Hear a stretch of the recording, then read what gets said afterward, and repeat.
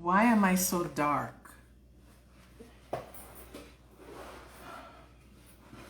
I need more light.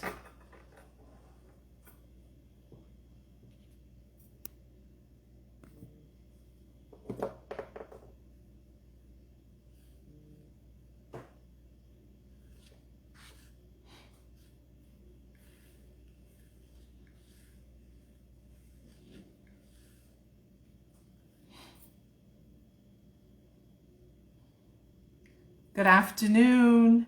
Hi, Charlene. I have to call you when I'm done because I need a little bit more time. You know how it goes. Good morning, Baba. How are you?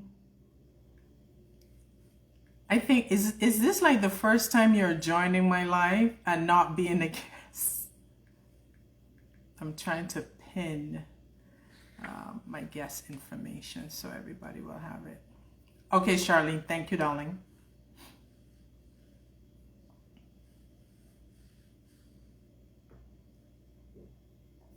Good. Yes. So now you have the opportunity. I'm talking to Baba here. So now you have the opportunity to sit back and I have lipstick on my lips, on my teeth. No, you have the opportunity to sit back and enjoy the show. Okay, where are we?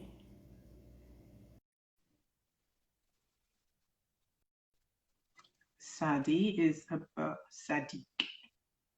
We're waiting for him to join. I just sent him the request.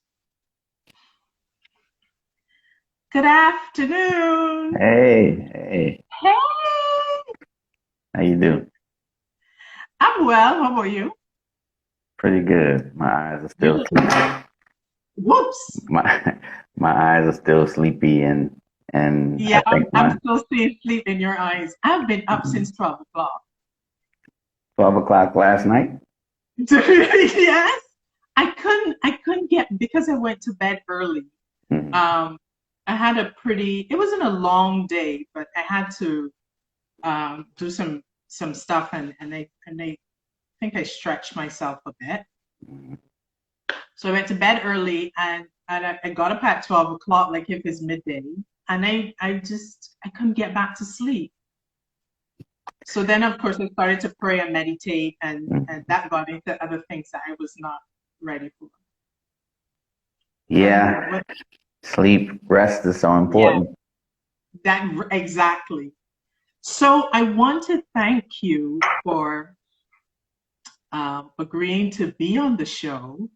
I Hmm. have been following your work on Facebook for years. Ah, sweet. Yes, yes. And I am just moved by how your ability to just capture the right moment at the right time and in the right light. That in itself is a gift. But we're gonna get into a little deeper with that later on. Hmm. But there's this piece that I picked up. And I want to also say this to you. This was the hardest interview to prepare for. And I think you're like number 13 or 14.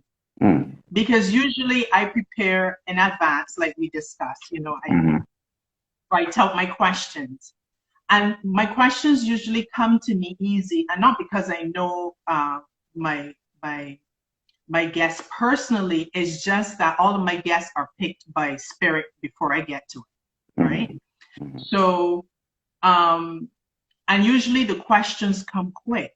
This time, I literally had to sit down and study you. And I did my research. I read some articles. I listened to some interviews you've done. But I literally had the spirit would not allow me to the questions to come quickly. I literally had to sit with my energy and be like, okay, where do I want this interview to go and what do I want it to look like? Not Hmm. only for me, not only for you, but for the audience and just the historic energy of it, for me at least. Hmm. So I came can across you, this. I Say that wanted to again. hear, I just wanted to hear about the historic energy you were talking about. You said for you there's a historic energy. Because because I've been watching your work for so long, Mhm. and I want to be in front of your camera.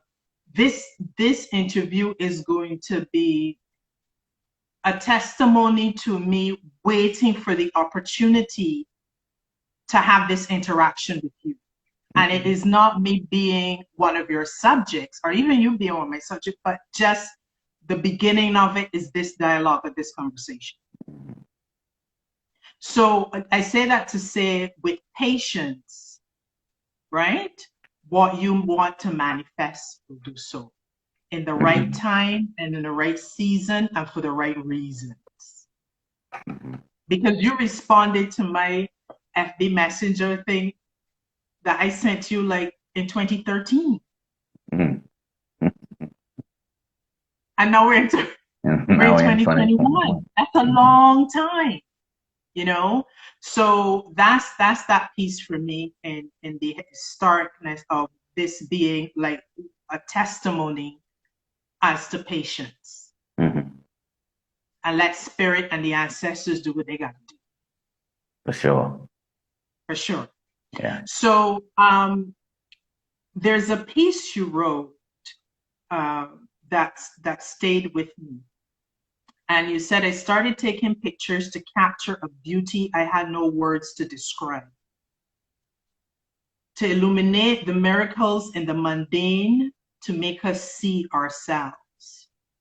You went from writing poetry to photography. Yeah. What sparked that transition? Well, one, I always saw writing as a visual art. So when I was writing, and that was my intention, was to express through writing, I wanted you to see and experience what I was writing, not just hear the words or read the words or something. Uh, so one of my main inspirations was I would go to bookstores, get these huge photo books, and just sit on the floor and look at photo books. Um, and the visual aspect was just always a part of it for me. Um, then early on in college, I connected with a young lady, Yana Fleming, who's a photographer, and we did greeting cards. We had a greeting cards business, and I wrote stuff, and she had the images, and we sold these things. Some people still have them. So all the while, I'm envying what she's doing. I'm wishing I could do that. Um, she graduated, left New Orleans, and as time went on, what was poetry changed. My OGs, my elders, were kind of preparing me for a world that they hoped would happen, but doesn't really exist now. And so the world that existed was slam and um, very spoken word and performance heavy, and uh, just a different vibe from what I came up on. And I became a bit disenchanted. I didn't feel like there were, I ended up I did deaf poetry on HBO, and Okay. um, I, I did an event at the Apollo, and just different stuff that I felt like, okay, in this lane, I'm not sure where the limit is, or if there's no limit. I can't envision where I'm going. Okay. And I mentioned to a mentor, I'm kind of flip flopping a bit, but I mentioned to a mentor that um, I wanted to try photography because I just needed some inspiration. I needed to, get the juices flowing. And he happened to have this old Pentax K1000 camera on the shelf, super old camera, just handed it to me. Um, and it just opened a new world. You know, I could buy this film, I could just go around the city shooting things, and it was, you know, it was fun. And sometimes something almost looked good when I got the film back, you know.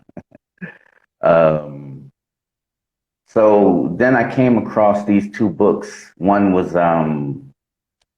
Soul by this artist named Thierry Lagua. I may be pronouncing his name wrong. At some point, I'm gonna have to learn the correct pronunciation. But Soul, if you ever saw the movie Belly, in Okay. DMX's house, uh, these images from Soul are on the wall. And they're just really, really striking. They almost look like sculptures. It was black women supermodels, nude. So then there was a book called Black Ladies, and Black Ladies was like African models nude. So I see these two books, and I'm like, I want to try this too. I really was shooting anything. Um, And so I don't know models. I didn't know supermodels. So I would just talk to people I knew, or women I was dating, or couples I knew, or whatever, and say, let me photograph you. And off the merit of, I guess, what they had seen me do and the other forms of art that I might practice, they trusted. Um, and I really just felt my way through it. I didn't have any real mentorship. The closest I got was a brother named Gus Bennett in New Orleans, who's a brilliant photographer. And, you know, he would loan me items or, you know, give me a pointer here and there. But mostly, I was just feeling it, you know, just feeling it Just through. Yeah. And right at the start of like social media, I was on MySpace. And whereas when I was writing, there were collectives and workshops and mentors and all this stuff that helped me develop. I didn't really have the same kind of guidance in photography. And so I just went on my Facebook page and said, tell me what you think. I post something. yeah. Tell me what you think, you know, say what you feel, whatever. And people actually responded. And I listened to what their responses were. And one of the things that stood out for me the most was how people felt, how many times somebody said, well, that looks like me. She looks like me. But she looks so comfortable, or she looks so confident, or that body looked just like mine. Why does she look so at peace with it, you know? And I started realizing that the work wasn't in the pictures. The work was in the exchange. And so if you have an exchange with somebody that has nurture in it, that has, you know, love in it, that has care in it, and has intimacy in it, then all of that nurturing, that loving care, that intimacy is going to show up in the images, because we you know, we've been taught to hide behind a mask for our safety, never let them see you sweat, fake it till you make it, all of these things. Yeah. But what these things are doing are helping us cope with not feeling comfortable, as opposed to helping us address not feeling comfortable. And in the dress, That's why your label title as a healer comes into play. mhm, And one of the reasons why, to, to add to one of the reasons why you are here, is because this acceptance of beauty, right, mhm, sometimes comes up when I'm reading someone, mhm, especially women of color, right? Whereas something they're not comfortable with their body, it comes up and it is connected to some kind of trauma. Mhm. And I am able to connect with a lot of your subjects, women, even Mhm. if our bodies don't look alike, but I'm able to recognize via you, via your lens, that there has been a release during that shoot. There has been a recognition during that shoot, self-love, self-understanding. How do you get to that space between you and this person or persons? Um, I think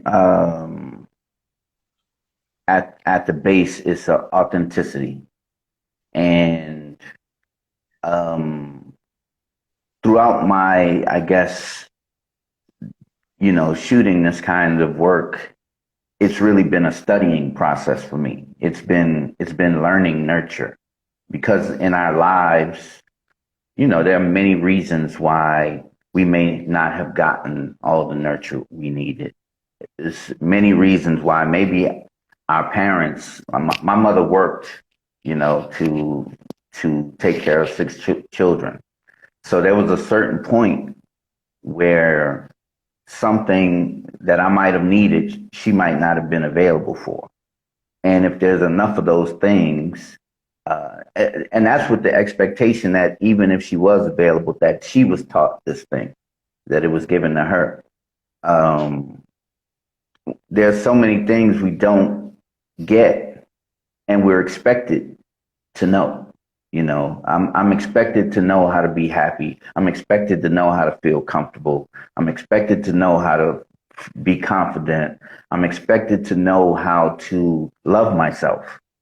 I'm expected to know um, that if I let go and don't control everything, that I will likely be guided to something that's more comfortable and safe to me than my guard can allow. And none of us know this. There's no place for us to go to know this. Even when it comes to men and women relating, women have an expectation of men, men have an expectation of women, and Right. there's no place for either of us to go to learn what that expectation is, to become good at it, to practice it, without harming people in the process. So this space became a space of study and learning for me, and I learned that there are things that we've been taught that were taught to us usually to protect us from some danger, some harm. Most of the stuff didn't actually protect us from the harm, and we experienced harm. And now we're trying to figure out how to how to be okay, how to find joy, uh, how to feel better after all the things that we were told we were supposed to do cause more harm than good, you know. And so, How? go ahead. Go ahead. You continue. Um, for me, it starts with our interaction, our engagement.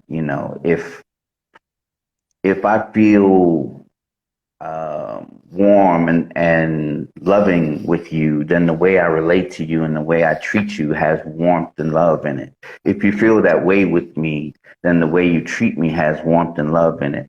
And in that comes all kind of stuff: safety, comfort, agency to say exactly how you feel, vulnerability where I'm not protecting myself or defending myself. I'm just laying bare. And in that place, so few of us have had the opportunity or some place to feel that and be able to observe it. That this is something we're piloting who we are in this Yeah. space, you know. Yeah. And as long as we're both in it, as long as we're both vulnerable, as long as we both are open to the process, then we can discover how you are, and document that. And now you have a vision board for how you are when you're fully in that space. You have something to look toward and say, I got an example of me, in this space. And I felt like that was valuable for people. And the more you help people discover what that feels like, then they can use it in their own lives, and use before you it for know, their own healing process for as their own well. healing. Exactly. So what about you? When you have had this exchange of energy with your client, I don't want to call them with your client, how do you come down from that? Because you're a healer, right? So you've exposed some part of yourself, right? And this person has given you a lot in that space of time. So now you have to come out of that. Is there anything in particular that you do? Is there a affirmation, a bath? Like, I find that part of, as a healer, how do you let that go? So this is a great question, and great because it's something that I used to talk about intellectually and not really have the practical application process together. So I knew, okay, I'm a priest of Ifa. I have this ancient traditional, healing tool to help me navigate my way through this thing. Within that system, there are, rituals and things that can be done that can take care of me. But the truth was, I was trying to do something for people that I hadn't actually fully figured out and implemented on myself. And so I was beating myself up. I was living on the road for about 10 years. I didn't have an address. I lived in hotels and B&Bs and whatever places I was shooting in. I have over 50 groups all over the world that I toured to. And so I would just tour from group to group, place to place, country to country. I might not know this week where I was going to be next week, you know. And because I didn't know comfort, then the beat up was normal. It was just a feeling I knew and, whatever. And I'm at the point where I'm in these sessions, I'm giving people fumes because I'm on E, you know. My awareness is not as on point. I'm in there supposed to be given and I'm hungry, you know. You know, and because I was moving, to all these places, giving of myself and not really having a system to meet my own needs. And so it got to a point where the overwhelm was just too much. And my decisions became not so cool, and all of this stuff I know, like, in my mind, I understand, but practically, if I wasn't living it, then I wasn't getting the result. And so I'm feeling bad. So I took a little over 4 years off and just really, really focused on my healing, on my, what practices, what does loving me look like? What do I need? And so there are spiritual practices, but there's also something I discovered called TM, Transcendental Meditation, that is a basic way to not accumulate stress, to get rid of accumulated stress and to get rid of the daily stresses that come because you do it twice a day, once in the morning, once in the evening.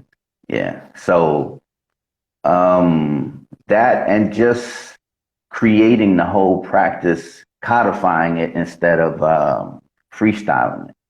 It used to be if I would just come in and spirit would move me and I'm going, I'm passionate about it, so I'm going to go as far as I'm taking. But I didn't have a way to replenish. I didn't have a way to model for you what I was trying to, the experience I was trying to give you, And so I've had to go back to the drawing board and model it on myself. So when I say healer now, it's less that I feel like I'm gonna come in the room and heal you. What I'm gonna do is come in the room and model what actively healing looks like with you. I'm going to practice it with you and work at it and mention what I'm learning, and there may be things that you can use from it, but at least I know that I'm carrying the energy of that I want to create, as opposed to projecting it. I don't want to project it. I want to be it. You want to be. Yeah. You want to be. Yeah. In studying and preparing for today, Mm-hmm. I also spent some time going through the images, but looking at the images and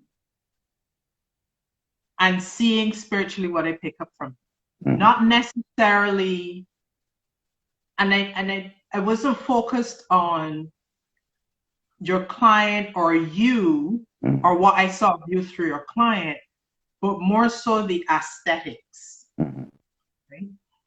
And one of the things that I kept seeing was that a lot of you talked about using natural light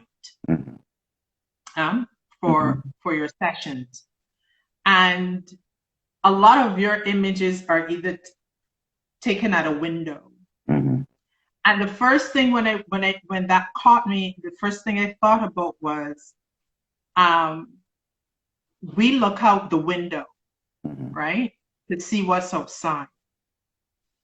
And you've positioned this person at the window. Now that window is like someone's soul, where I don't know if you could get where this light from the window, which you would use to look out and see what we're now looking at this person, a silhouette of this person, a man or woman. And I had to take a minute with that because I'm trying now to think what you were seeing behind that lens and to get that moment with the right light, and this person positioning themselves in the right way.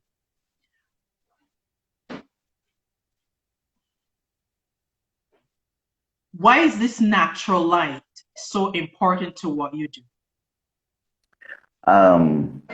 So when I first started shooting work like this, the earliest versions, I was in New Orleans. This was pre-Katrina, maybe the year before Katrina happened, and my squad was hood, and so the way I got things was the hood way. So I had like some lights that probably belonged on a movie set somewhere. They were like huge. That some homies brought me. I had a camera that some homies brought me, whatever. So I got this room full of what I think you're supposed to have, and I don't know really how to use it. I'm taking these pictures, and I think my artistic eye is, there's something in there that God gave me to use. and I was Oh, using it, really? but I You think didn't. so? I don't usually say This is you recognize that you have been ordained with this, right? But that's a different show altogether. But continue, not to that. interrupt. Yeah. So so the shape and the composition would look good to me, but the feeling wasn't there. Um, so Hurricane Katrina happens. I lose all of that stuff. I go to I'm displaced to Brooklyn, and I end up staying in a brownstone in Bed-Stuy, and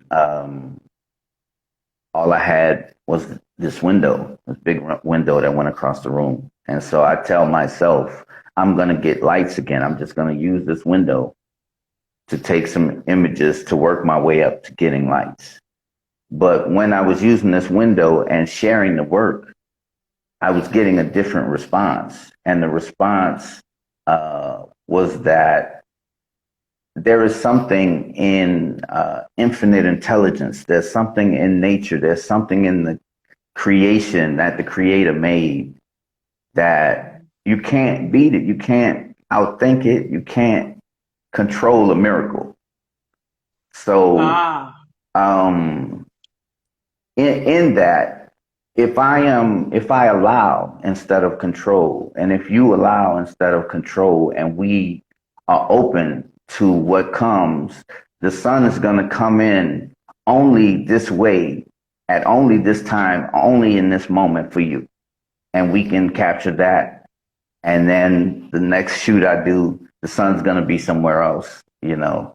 And so there's a certain kind of collaborative energy that is like, if we are vulnerable together, what's going to happen we cannot predict, but because our intention is for something special, then that special is going to occur, you know. And there's faith, faith in the knowing that it is, and it does, you know. I also want to let our audience know that they can ask questions. They can put it in the comment section, and I'll ask you. We won't get to all of your questions, but if you have, something pressing you want to ask him, and if we have time, I would share it with you. So I guess then you being displaced, coming to New York, because I'm in New York, but I Mm-hmm. don't even know if we discussed that. Yeah, we would have because of community. But so you were in New York for, I have it here, a year and a half or Actually, it so. was 2 years. It was 2 years, 2 years. almost up to the date. It was 2 years. Oh, wow. Mm-hmm. Okay.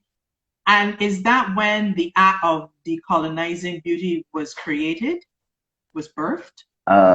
It was birthed when I left. I mean, I Okay. learned how to shoot it in New York. And then I started touring with a theater show. And I would mention that I was going to be in the theater, that I was touring in the theater show and I was going to be in town. People would book, say, hey, I want to hire you to shoot me when I'm in town. So I did that. And then during that tour, I went to Chicago and I Right. photographed a young lady, and the session was great. And by the end of the session, she was talking to me about how she could plan another session. And I was saying, I'm not going to be back here. My tour is not coming back here. So I don't know how we would do it. And she said, I tell you what if I start a group um, and I get a bunch of people to book you, then would you come then? And I said, yes. I went to Chicago that first time and shot at least about 20 people. Um, so then anytime anybody else asked me, I told them to start a group. And so now all over the world, there are groups. Um, I started talking about this and there was a question you asked that I totally forgot. Now give it back to me. No, I'm just, but no, we were talking about the birth of the Oh, act of yeah, yeah. decolonizing Okay. beauty. Yeah, Yeah. yeah. You're on So the right. You got it. I don't know where you got okay, distracted. yeah, yeah. So then there's like what to call this. And at the time, for me, I was seeing this work almost as like Afrofuturism. Like, what do we look like? What are we gonna look like when we set the proper conditions for us to be who we really are? And so, um, I thought part of that was to undo the things that the harm that had been done to us. Um, And now, as I bring it up, I went for that for a long time, decolonizing, decolonizing.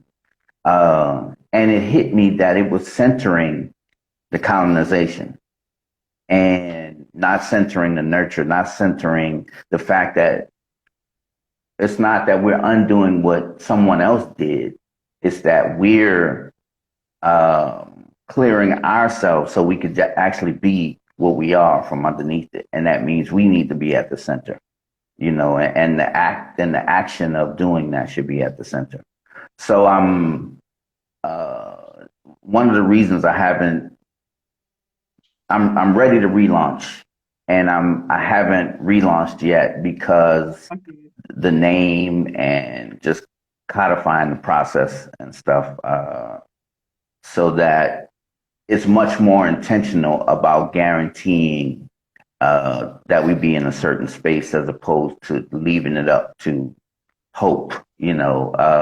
Right. One of the most important things about us engaging is us talking.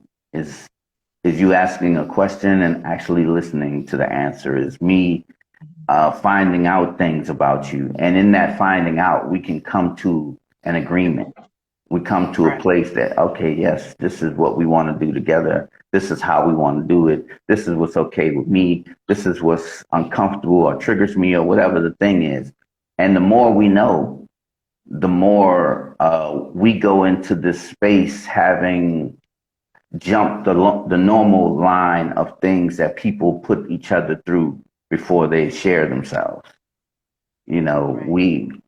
we find out things that people wouldn't normally ask of each other. And because of it, we feel closer, we feel more open, we feel more comfortable. We agree, you know. And in our agreeing, in our energy together, I mean, what can top that? Yeah. There's a statement here I want to share with you from Robert Scott McKenna. Hmm. And he says, also, I have some pretty garnly scars and could show people the nature of what self harm is and how blessed I was to survive my suicide attempt. Hmm. Hmm. Yeah. You know, the ways we grew up, I think, of course, it was, people wanting to protect us. But so much of our freedom uh, is what we were told was wrong or we're not supposed to do, or, we're not supposed to have a relationship to our bodies. We're not supposed to, all of that stuff. There's shame and guilt and fear and all kind of stuff tied to it. And so our relationships to our bodies often have that shame, guilt, fear, disapproval. And then we connect with other people and we're coming into this space with our own shame, guilt, fear, disapproval. And if I feel like that about me, then the way I feel about you is also going to include it. And it spreads. Yes. But what if we intentionally, uh, you know, clear that stuff out the way? What if we intentionally create the space that we need and then be that together? Then how different would we be? How like you would be shocked to see I would photograph somebody and they're in their default mode face. And then I go sit with them, show them the back of the camera, excuse me, and say a few words about, did you know you were doing this? This is how Yeah. what if you relax this? What if you relax this? Go back, take another picture from the same spot and show you a totally different human being. just because if all my life I had to protect myself, then eventually I look like my guard. I look like Wow. I look like the wall of protection. I look like those bars that keep everything out. Mhm. But when I feel safe, when I'm clear, when I'm comfortable, when I feel like uh, I'm being considered, Mhm. the and those bars and the things that I use as protection, the weapons, the sharp edges, they have no purpose. Then who I look like is a totally different person. Mhm. And I don't know if there's anything more beautiful than comfortable. Yeah. I have a question here from Melissa. Hmm. She's with Sugar Cane Magazine. Hmm. She's asking, what do you want to learn in 2021? Um, there's a bunch that I want to learn. One is just how how effortless ease feels. How effortless ease feels. How Effortless. Can I just say that I have to sit back with this entire interview and just, you have so many affirmations coming out. People are actually typing them in as we're having this conversation, these little snippets. And I just want to thank the audience for that because I can't, I don't have any more space on my paper. So sorry to interrupt your thought, but I hope you remember the question because I just needed to say that to you. You can't control a miracle. You said that earlier, and I'm like, oh my God. That's kind of where I am in a lot of things right now, trying to control. And spirit is like, Simone, we're in charge, not you. But I hope you remember what you were going to she asked me what I wanted to learn, say. and Learn for in yeah, 2021. Yeah. That's and my next the question. first thing was how effortless ease feels. Like in my fear of things, I try to protect myself. In my not feeling like I'm enough, I try to get it instead of just be it. In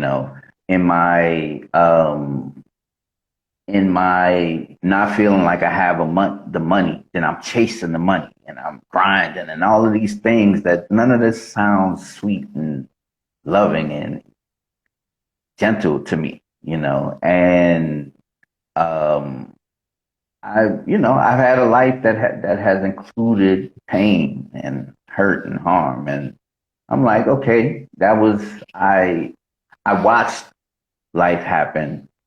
Maybe I can. Maybe I can set an intention, a clearer intention, and then just allow. Um, Just allow, yeah. And so, this business, I think one of the things that makes it great to me is that I'm not, I didn't make it. I'm fine tuning it, but I'm really following. And in that follow, people respond. I've been gone 4 years. I didn't take no pictures like this, and the whole time people been like, "Okay, yo, we're when you're waiting. ready, yeah, When you're ready. Someone yeah, said that in the comments too. They said we're ready for the relaunch. hmm, But the yeah, energy your community has, they know that they're not going to rush you hmm, because it's going to be the right time and in the right space and in the right, right moment. Not only for you, but for us hmm, who you've created, because you've created a community. It's like you created a village. Do you yeah. understand that? So it's I go in and out of understanding it because I don't really have venues yet for me to engage with all of these people. There's the people that I meet in a room somewhere because they've hired me.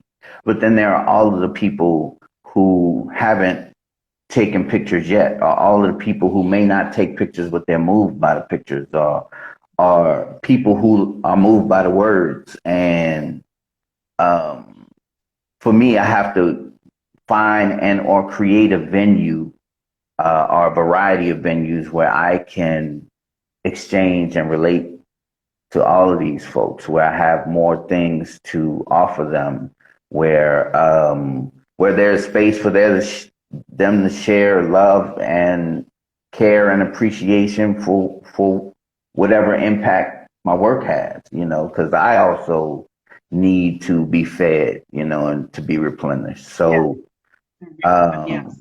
part of my slowness is the work to, okay, how can I make it so that it's good for all of us?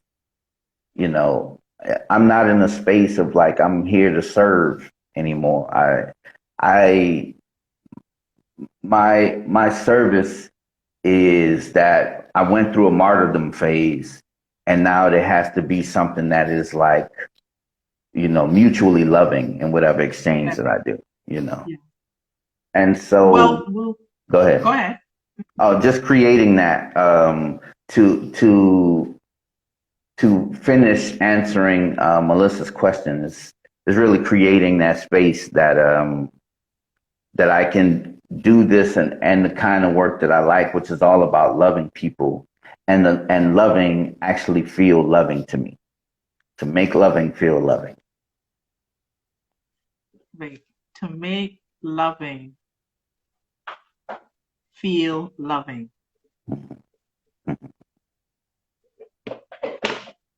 In another space, I would like, is this man human? Meaning you. I definitely am. Because because of the things that come out of your mouth. And I want to say, just put this piece in. Of course, you're going to have to find somebody to build that out for you. Yeah, The not if, that whole relaunch energy, mhm, and um, and your folks who you travel with spiritually, they're going to present that person to you mhm. for sure. Yeah, And then you I've will been just have calling to that look and person. be like, is this it? Huh? I said I've been calling out to that person, so Yeah, I'm yeah. waiting for the response. Yeah. He or she is coming. I'm not going to Hmm. read the situation, but he or she is, they're on their way. Do you Hmm. miss working with film? Um, I miss the look of it. Film just looks. What made me like photography was these iconic black images. James Van Der Zee and uh, Gordon Parks' images of Malcolm X and the Nation of Islam, and these images that look like they tell history. So maybe I'm looking at a picture that's 50 years ago or 100 years ago, but it says something about the magic of us.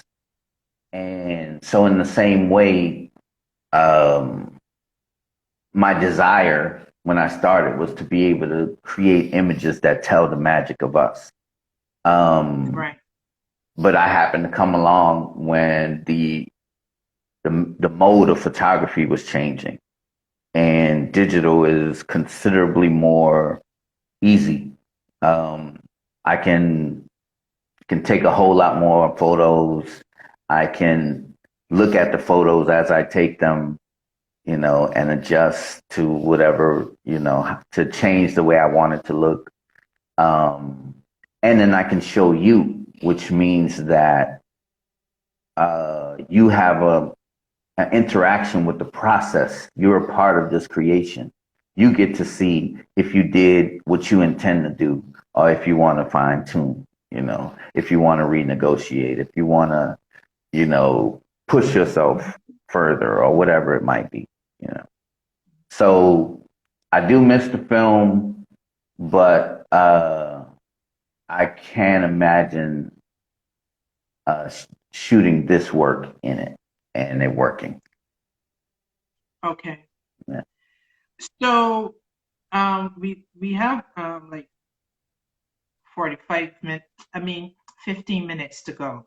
Hmm. So at exact an hour we'll stop. I don't like to go over Okay.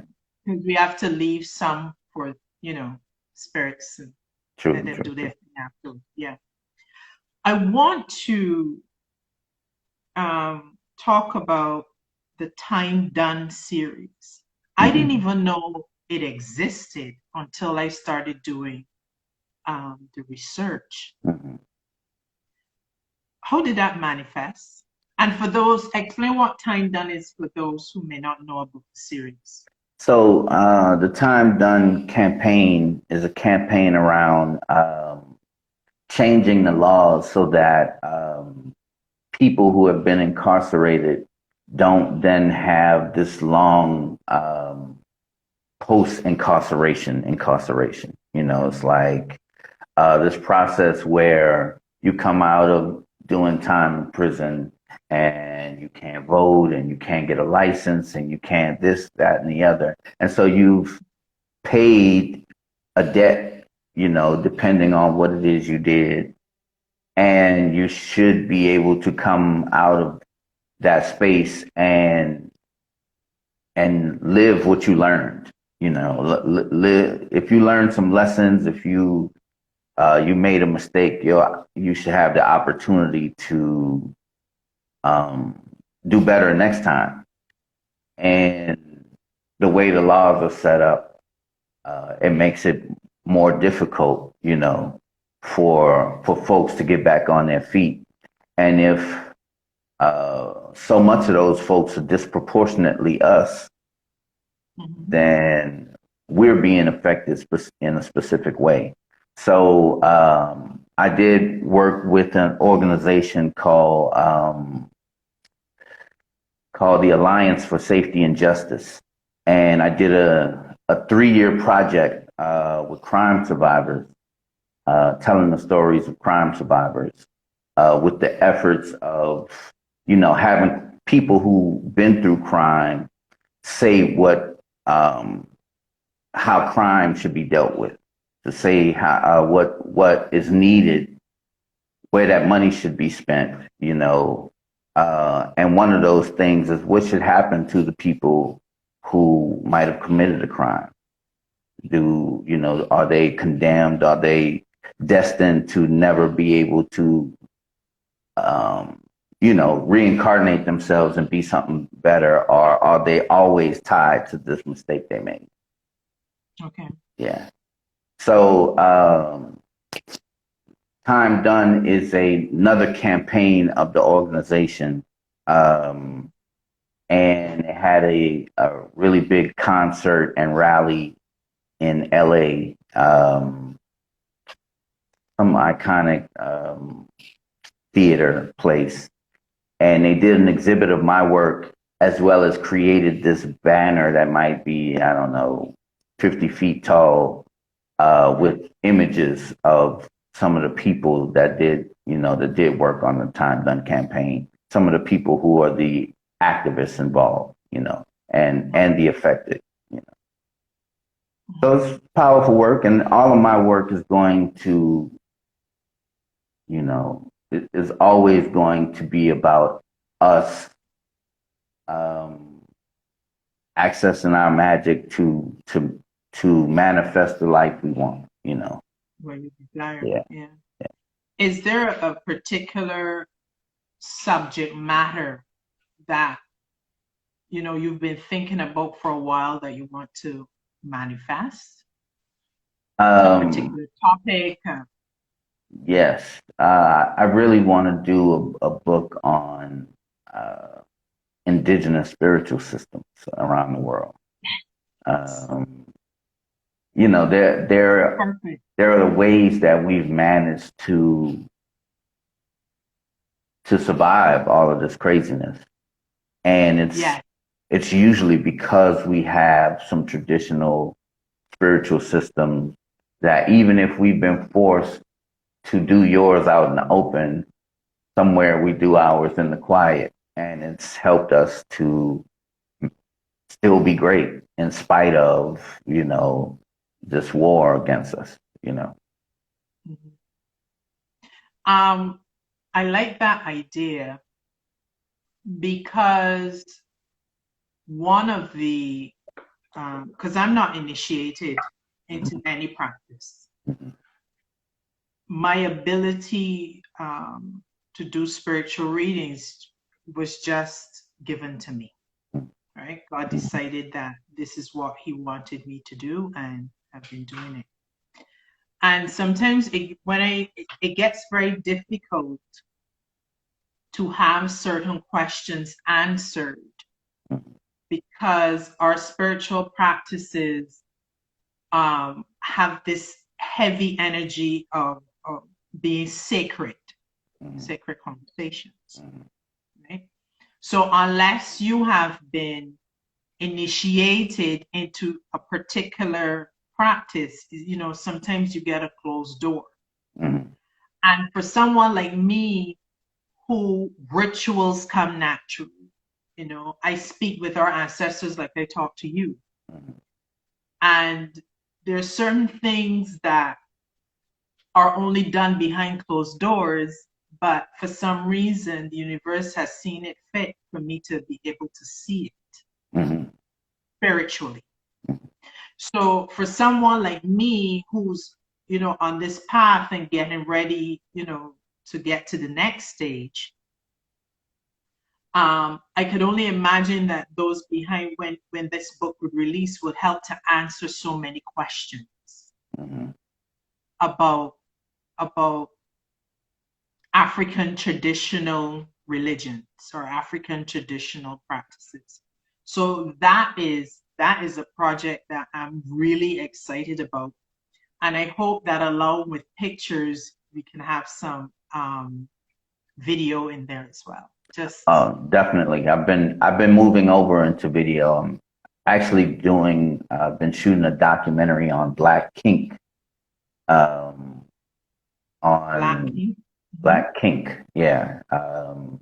There are Black folks in the country who have groups, and not even in the country, in the world, who have groups set up around Black kink, and they get together to be free and to feel safe and to negotiate what they want and all of the stuff that kind of fits some of the same intention of my work. And so, because I have a cousin who's in a planning position in one of those groups, after hearing this story, I was like, man, I would like to explore that visually. So I shot some images, did some interviews, um, and shot some footage, and it's looking interesting. So yeah, I'm looking forward to exploring the film and video side of things more too. Yeah, and I asked that question without even realizing that someone else had asked it too. Yeah, in the private convo there. Um,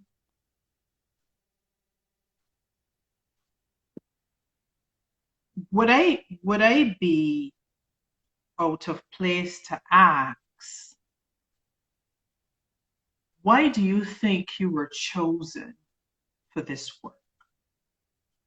And I this is important because it is not that like you grow up saying, "Oh, I'm going to go to school for this photography," and it's not that you were working at a photo shop and the boss was a photographer and you got an interest and you kind of like, you know, was behind him. This energy just came on you. You felt it, you felt the change, and you tapped into it.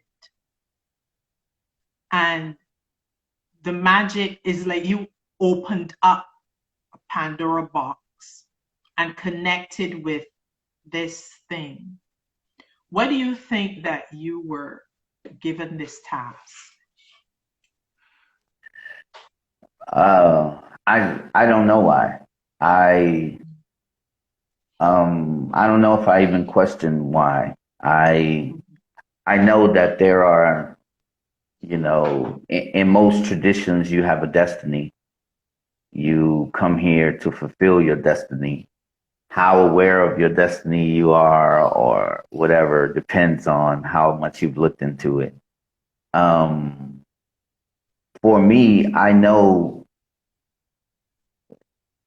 that that I'm sent here with some work. I don't know exactly what that work is. I keep seeking to find what it is, and things show up.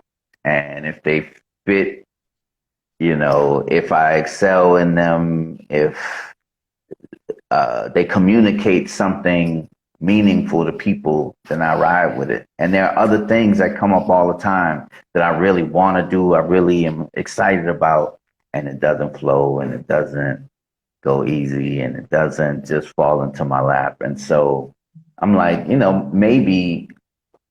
uh, maybe my grind and my hustle and my all of this stuff has me pushing against things that are not supposed to move for me. Whereas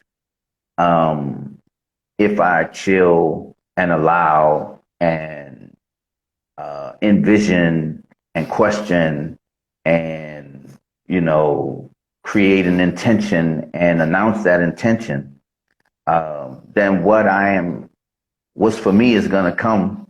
I don't have to fight it. I just have to understand it a little more, and it's going to feel way better. There's less wear and tear on coasting than there is on grinding. So I don't know why I was chosen. I'm glad to feel like I have a purpose. I don't feel tied to this particular thing. There was a time before this I thought I was brought here to be a writer, and before that I thought I was brought here to be a MC, and it's just whatever the creator says. Okay, it's time for you to explore this thing. I'm gonna listen and allow, and hopefully, when it's time to transition to wherever's next, all my stuff will be checked. That's what I'm hoping. I like that. I like Yeah. that. All your stuff will be checked. Yeah.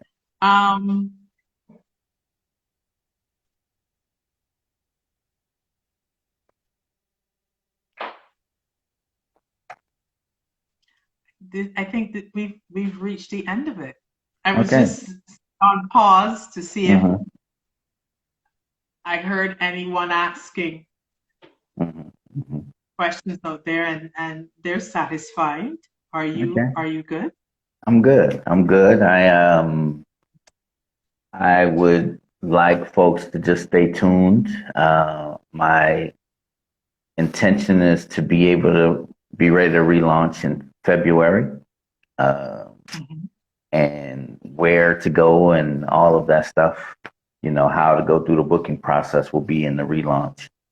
So stay tuned, and I look forward to making art with folks when it's time. Yeah. And for sure when it comes up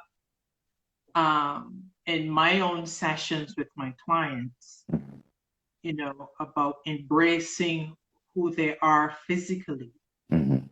I'm going to send them to have a session with you. I appreciate that. Yeah, I'll send them to have a session with you. Well, this is one of the reasons why, I have this series every week, Sacred Conversations, Mm-hmm. and I discuss things that come up in my readings.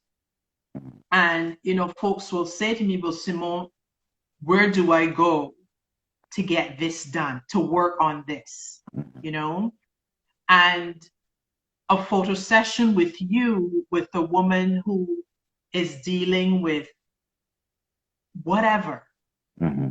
but a moment, a few hours with you can release some parts of that trauma to help them on the road for healing is Mm-hmm. important.